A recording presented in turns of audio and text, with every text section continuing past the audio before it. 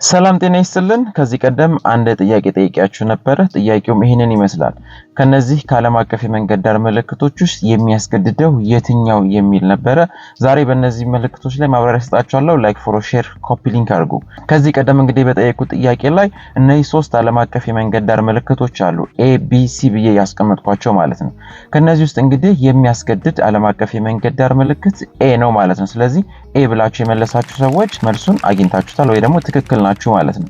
እነዚህ ምልክቶች እንግዲህ ከሚቆጣጠሩ ዓለም አቀፍ የመንገድ ዳር ምልክቶች ውስጥ የሚካተቱ ሲሆኑ የሚቆጣጠሩ የዓለም አቀፍ የመንገድ ዳር ምልክቶች በሶስት ይከፈላሉ።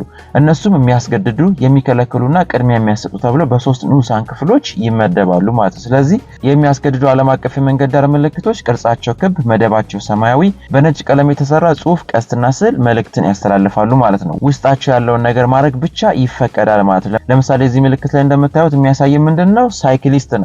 ለሳይክሊስቶች የተፈቀደ ወይ ደግሞ ሳይክል ለሚያሽከረክሩ አሽከርካሪዎች የተፈቀደ መንገድ የሚል መልእክት ይኖራል ማለት ነው። ቢ ላይ ያለው የሚያስጠነቅቁ ዓለም አቀፍ የመንገድ ዳር ምልክቶች ናቸው። እግረኛ መኖሩን ያሳየናል። ሲ ላይ ደግሞ ያለው ከሚቆጣጠሩ ዓለም አቀፍ የመንገድ ዳር ምልክቶች ውስጥ ቅድሚያ የሚያሰጥ ነው። ቆመህ ለተላላፊ ቅድሚያ ሰጥተህ እለፍ የሚል ትርጉም ይኖረዋል ማለት ነው። ስለዚህ መልሱ የሚሆነው በኤ ላይ ያለው ምልክት ነው ማለት ነው። ምልክቱ የሚያሳየው ምንድነው? ለሳይክል የተፈቀደ የሚል ነው ማለት ነው። ስለዚህ እነዚህን ዓለም አቀፍ የመንገድ ዳር ምልክቶች ትርጉማቸውን በየት ምድብ ውስጥ እንደሚገኙ ማወቅ ያስፈልጋል ማለት ነው።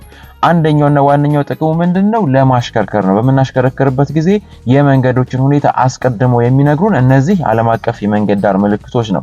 ከዛ ደግሞ ሲያልፍ የመንጃ ፈቃዳችን ለማግኘት የምንፈተነው የንድፈ ሐሳብ ፈተና እንድናልፍ ይረዳናል ማለት ነው። የፈተና ጉዳይ ምንም ሊያሳስብ አይገባም። አንዴ ብትወድቁ፣ ሁለቴ ብትወድቁ መፈተን ይቻላል።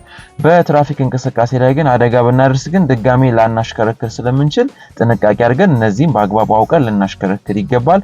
አዲስ ከሆናችሁ ፎሎ አድርጉ። ሐሳብ፣ አስተያየት፣ ጥያቄ ሲኖር ኮሜንት ሴክሽን ላይ አስቀምጡ። ለሁሉም እንዲደርስ ላይክ፣ ፎሎ፣ ሼር፣ ኮፒ ሊንክ አድርጉ። ይመቻችሁ።